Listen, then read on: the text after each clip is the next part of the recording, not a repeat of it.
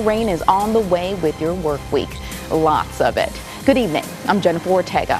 Hope you stay dried, and you'll need to keep that umbrella handy over the next couple of days because a front is pushing across the state. Danny Trainer is pinpointing it. Danny, what is it looking like for the next couple of days? Jen, we're keeping an eye on what's going on to the south of us. Tonight, the search is on for the driver who hit an SUV and two people, killing one of them. Yesterday, people came together for a March of Our Lives rally, which took place in 800 cities worldwide, including right here in Central Florida. A major Central Florida roadway flooded and closed, even though we didn't really see flooding anywhere else. We're talking about 1792 through Maitland, right where it dips right under the roadway bridge. A week and a half after 17 people were killed at Douglas High School in Parkland, we're getting new reports that show repeated warnings and tips were called in. Family and friends, celebrities and politicians celebrate the life of former First Lady Barbara Bush. More than 1,000 people attended the funeral in Houston today, Miss Bush's hometown. Other than high fire danger, it's an absolutely perfect weekend, especially if you like the heat, because there's more coming. Here's a live look now from our city camera overlooking downtown Orlando. The sun is setting right now. Now, this comes just days after a former student opened fire on an Ocala high school, shooting a 17-year-old student in the ankle. Ocala police say starting tomorrow, they'll be putting a school resource officer in every school, elementary school included, throughout the city. The biggest turnout appeared to be here in downtown Orlando, when more than 25,000 walked together. There were even bigger crowds in larger cities like Los Angeles and Washington, D.C. Reporter Andrew Spencer shows us what the rally looked like across the country. And next at 6:30, Governor Rick Scott is heading to Puerto Rico tomorrow. Now he's planning to help evacuees who came to Florida. Also, a big change on a busy road. Matt, the business owner, thinks the man came in through the back of the building, probably up this ladder and onto the roof to get inside. Tonight, she says she posted the video on Facebook, hoping someone knows who he is and gets results. We're seeing a lot of debris floating in the area. We've seen fences completely blown off the back of houses and their yards. And again, very gusty and windy out here. The homeowner says he got home to find a black bear lying on his doorstep. He thought it was either sleeping or injured, and then it woke up. Lisa, this meeting has been going on since 6 o'clock this afternoon, over 2 hours of public comment, and the majority of the people we spoke to say they're completely against the project. This just keeps happening on this stretch of road. This is the third time they've had to close this area down. Now you can see police and emergency crews out here assessing the situation, waiting for that water to go down. In less than 25 days, this local band will be going to D.C., and they say they're ready. The man didn't want to show his face on camera, but says the dog somehow got out through this fence and onto his property, acting aggressive, that he had no choice but to protect himself. Tonight, neighbors say it's not the first time this dog has gotten out. You can still see the damage on the front of the building. They busted in through this screen door, then smashed that glass door to get inside. From what the post commander tells me tonight, the way they broke in, it seems like they've done this before. Let's get right out to News 6's Jennifer Ortega. She is live on the ground. And Jen, you spoke with neighbors who heard the gunfire. Yeah, neighbors say the gunshot sounded extremely close to their homes. Still a very active scene out here. Let me get out of the way. Deputies have blocked off this gas station on Callaway Drive. And now here's what we know. It happened around 3:30 this afternoon. Deputies say when they got to the gas station, they found, like you said, 3 men with gunshot wounds. They were all transported to the hospital and 2 for trauma. Now, people I spoke to in the neighborhoods that live in these houses say they heard 10 to 15 rounds of shots, one go off after the other, and those bullets were just zooming past their houses. Another woman says she got a call from her husband that was inside doing dishes when he ran out to help.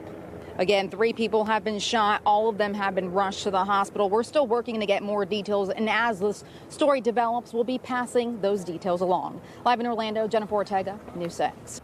I did. He didn't want to go on camera. He was too shaken from what happened, but he tells me he was inside his home taking a shower when he heard something explode from the garage, and he ran out.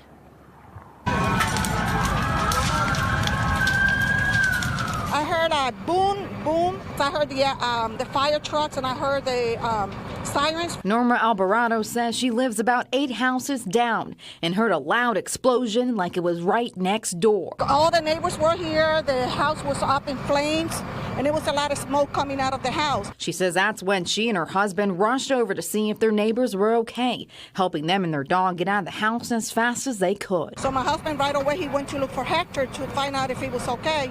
And his wife, he told us that he was inside taking a shower. And when he heard the explosion, he came out and he saw that the fire started in the garage. We saw fire crews inside the house making sure all the flames were out, gutting the roof and spraying water into what's left of these two cars in the driveway. Now, this husband and wife holding each other close, grateful to have gotten out of the house in time. It's sad, but I'm glad that he's alive, and nothing happened and there's no tragedy. Jennifer Ortega is live at the mall for us tonight. Jen, there was some confusion about what actually caused this. What did you find out? Yeah, Matt, shoppers didn't know what was going on. They actually just saw a crowd of people and started running. Now, Florida Mall tells me it was a fire inspection gone wrong. And tonight I spoke to a brother and sister that say they were scared they were caught in the middle of another mass shooting. I don't know what's sitting and people started running. When I look back, there were like a lot of lights. Shooting. She told us shooting, and we see a massive crowd running. You put two and two together, you don't stick around to find out what's going on, you just run. Mark Comer says he was inside Florida Mall with his sister, Ebony Freeman, when a wave of people started scrambling towards them. I saw their faces, and they looked as if they had just saw something terrible. So I keep watching, and just more people, just a flood. Ebony was inside the bathroom when she got pushed in even further by the rush of families trying to take cover. There's children falling, like people are dragging children, people are getting stepped on, there are elderly people falling. I mean, it was absolute mayhem. Social media quickly started blowing up with rumors of an active shooter inside. People tweeting they were running and scared. I think they're still shooting because people are still running. Florida Mall tells News 6 it was an inspection for the grand opening of Joey Fatone's new restaurant in the food court that let off the bang. That a contracted vendor was in the middle of a test when 6 balloons started to pop consecutively, followed by a fire alarm. Mark says balloons or not, it felt real. The average American, I don't think, knows what a gun sounds like.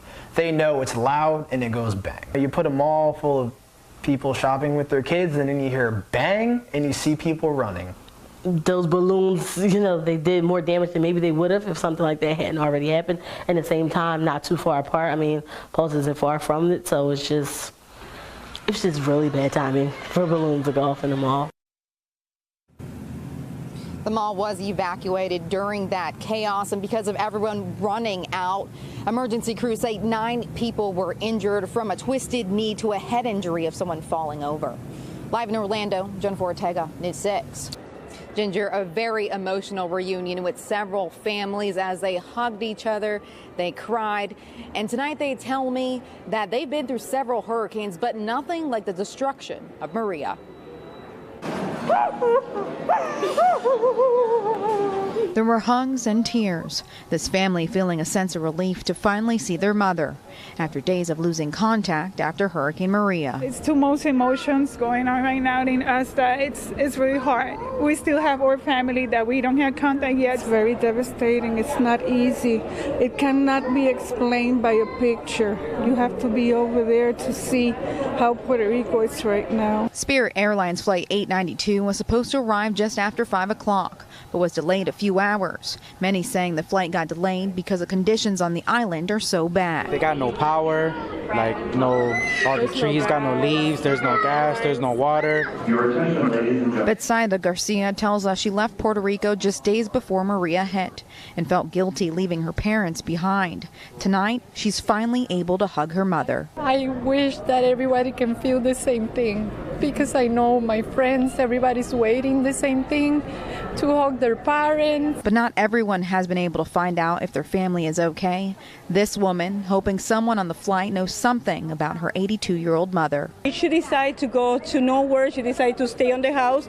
And then once again, I'm here with the hopefully that somebody come from the area that I come and they let me know if they know her or if somebody know about her. A very sad situation. Now, many passengers telling me it's going to take a long time for the island to get back to normal. And some of them even saying they'll be staying in Orlando with family until Puerto Rico is back to normal.